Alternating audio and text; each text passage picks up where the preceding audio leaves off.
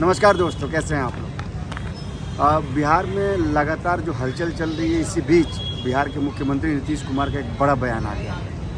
बिहार के नीतीश कुमार पत्रकारों से नाराज़ हो गए हैं। उन्होंने नाराज़गी अपनी खुलकर जाहिर की। हालांकि उन्होंने यह ज़रूर कहा है कि मैं पत्रकारों से नाराज़ नहीं होता हूं, लेकिन उनके बयान में तल्खी थी। उन्होंने कहा है कि उनके बयान को तोड़ मरोड़ के पेश किया गया। अब सवाल उठता है कि वो कौन से बयान पे नीतीश कुमार नाराज़ हो गए हैं पत्रकारों से, और पत्रकारों ने ऐसा क्या चला दिया उनके कहने पर, क्या तोड़ मरोड़ के चला दिया, यह आज हम आपको वीडियो में बता रहे हैं। आप मेरे वीडियो को पूरा देखिए, क्योंकि इसमें हम इसका विश्लेषण करेंगे और हम आपको बताएंगे कि आखिर नीतीश की नाराज़गी की वजह क्या है। दरअसल नीतीश कुमार इन दिनों बेचैन हैं। नीतीश कुमार को यह माना जाता है कि वो पत्रकारों के साथ दोस्ताना व्यवहार रखते हैं। अगर आपको याद हो तो जब INDA गठबंधन ने 14 एंकर्स को बैन किया था, उस समय वो अपने ही गठबंधन के विरोध में थे और उन्होंने कहा कि नहीं, पत्रकारों को बैन लगाना गलत है। तो लिहाजा नीतीश को पत्रकारों का मित्र भी माना जाता है और वो बड़ा सहज भी होते हैं पत्रकारों के साथ। लेकिन आखिर ऐसी क्या बड़ी वजह हो गई कि नीतीश कुमार अब पत्रकारों से नाराज़ होने लगे हैं, अपनी तल्खी दिखाने लगे हैं। उन्होंने यहाँ तक कह दिया कि अब मेरा यह पत्रकारों से आखिरी संवाद होगा। वजह क्या है, इसका विश्लेषण जरूरी है, क्योंकि आपको मैं बता दूं कि नीतीश कुमार इन दिनों राजनीतिक गलियारों के सुर्खियों में है, दूरी में है। वो उनके इर्द गिर्द राजनीति हो रही है, क्योंकि उन्होंने ही गठबंधन को एक ट्रैक पे लाया था। अगर आपको याद हो तो नीतीश कुमार की वजह से ही ममता बनर्जी, अरविंद केजरीवाल, अखिलेश यादव ने कांग्रेस महागठबंधन को अपने साथ होने के बाद यह कहा था कि हम उस गठबंधन में आ जाएंगे, जबकि तीनों धूर विरोधी हैं कांग्रेस के। राहुल गांधी को तीनों ही नहीं पसंद करते हैं। इसके बावजूद नीतीश के कहने पर ये तीनों पार्टियां एक साथ आईं और वही नीतीश इस समय महागठबंधन से खफा चल रहे हैं। नीतीश बोल तो नहीं रहे हैं, लेकिन मैंने आपको पहले भी बताया है कि राजनीति में बॉडी लैंग्वेज बहुत मायने रखता है। और इसी आधार पर जब नीतीश कुमार का बयान जब मीडिया में आया तो उन्होंने बड़े तल्ख अंदाज में पत्रकारों से कहा कि शायद ये मेरा आपसे आखिरी संवाद होगा।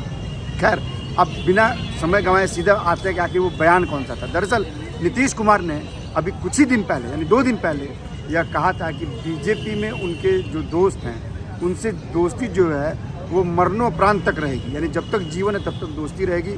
और यह दोस्ती अद्भुत दोस्ती है। यह मौका था मोतिहारी में महात्मा गांधी सेंट्रल स्कूल के समारोह का। उसी समारोह में उन्होंने कहा था कि केंद्र सरकार, तत्कालीन केंद्र सरकार यानी मनमोहन सिंह की सरकार ने मोतिहारी में केंद्रीय विश्वविद्यालय की मंजूरी नहीं दी थी। उस समय के तत्कालीन शिक्षा मंत्री से भी मिले थे, उन्होंने हामी तो भरी लेकिन किया नहीं। इस यूनिवर्सिटी का वो बिहार को किसने दिया? नरेंद्र मोदी। ये खुल के कहा उन्होंने मन से। इसके बाद उन्होंने कहा कि ये जो हमारे साथ, जो आपके साथ जो बीजेपी के सांसद बैठे हैं, और उस समय मैं आपको बता दूं कि राधा मोहन सिंह बैठे थे जो पूर्व कृषि मंत्री हैं, तो उन्होंने कहा कि इनसे हमारी आपकी दोस्ती जो है वो ज़िंदगी भर रहेगी। ये हमारा तारा के बीच दोस्ती भाई कभी ख़त्म हुई? यह नीतीश कुमार का बयान है। इसके बाद नीतीश कुमार ने देखा कि जब इस बयान का असर विपक्ष पे पड़ रहा है, कांग्रेस पे पड़ रहा है, RJD पे पड़ रहा है, तब उन्होंने पलट के वार किया। अभी तो पत्रकारों को उन्होंने कहा कि भाई मेरे बयान को तोड़ मरोड़ के पेश किया गया। उन्होंने यह कहा कि मैंने यह नहीं कहा था कि तत्कालीन कांग्रेस ने मेरी बात नहीं मानी थी। उन्होंने यह कहा कि मैंने प्रस्ताव रखा था, प्रस्ताव को उन लोगों ने मंजूरी में डिले किया था, और नरेंद्र मोदी की जब सरकार बनी तो इसको बनाया गया विश्वविद्यालय को। सवाल इसका नहीं है, सवाल इसका है कि इस बयान के बहुत मायने हैं। सवाल यह भी है कि आखिर नीतीश बार बार ऐसा बयान क्यों देते हैं। आपको अगर याद हो तो अभी कुछ दिन पहले दीनदयाल उपाध्याय के जयंती पर वो खुद जाके वहाँ पे उन्होंने फूल माला चढ़ाया। अटल बिहारी वाजपेयी के समाधि स्थल पर गए। अटल बिहारी वाजपेयी की मृत्यु के बाद कभी उनके समाधि स्थल पर वो नहीं गए थे, लेकिन वहाँ जाकर उन्होंने पुष्प माला चढ़ाया। तो नीतीश माहिर खिलाड़ी हैं राजनीति के। नीतीश इंजीनियर हैं, पेशे से इंजीनियर रह चुके हैं। और जाहिर सी बात है कि नीतीश का जो मैकेनिज़्म है, जो थॉट प्रोसेस है, उसको समझना बहुत मुश्किल है। RJD तो खैर समझ ही नहीं पा रही है। वो इसलिए मैं कह रहा हूँ कि आप लगातार देखिए, नीतीश कुमार लगातार यह बयान देते रहे कि 2025 में वो मुख्यमंत्री का पद छोड़ देंगे और तेजस्वी यादव मुख्यमंत्री बनेंगे। इसके बाद से पूरा सिनेरियो चेंज हो गया था। सियासत गलियारों में चर्चा होने लगी कि नीतीश कुमार अब केंद्र में जाएंगे, उनको कन्वेनर बनाया जाएगा, उनको हो सकता है पीएम उम्मीदवार बनाया जाए। लेकिन इन सब के बीच नीतीश कुमार की बाजी को कांग्रेस ने पलट दिया। लेकिन इस पलटे हुए बाजी को कैसे जीता जाता है ये नीतीश कुमार जानते हैं। नीतीश कुमार ने इसी बीच जातीय सर्वेक्षण करा दिया और जातीय जनगणना आने के बाद से अब कांग्रेस उन्हीं के प्लान को, उन्हीं के थॉट को, उन्हीं के इस बड़े मुद्दे को उसने अपना मुद्दा बना लिया। कांग्रेस अब हर राज्य में कह रही है कि अगर उसकी सरकार आती है तो वो जातीय जनगणना कहलाएगी। इस जातीय जनगणना का ये असर था कि लगातार जो है राहुल गांधी यह कह रहे हैं कि जिसकी जितनी हिस्सेदारी उसकी उतनी भागीदारी।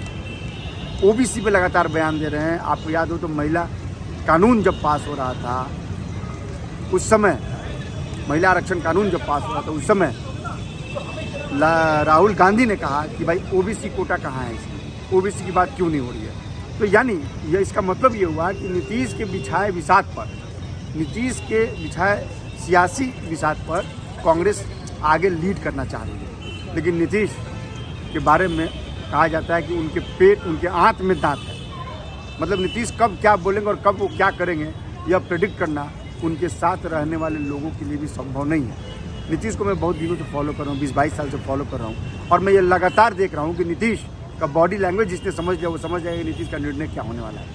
मैं आपको बताता हूँ कि अगले कुछ दिनों में आप ध्यान से रखिएगा, 3 दिसंबर तो वैसे ऑफिशियल डेट है जिस दिन यह विधानसभा चुनाव के रिजल्ट आएंगे। उसके बाद से तो सियासत में बहुत बड़ा फेरबदल होगा। लेकिन आप यकीन मानिए 4 नवंबर के बाद से भी एक बड़ा फेरबदल होने वाला है।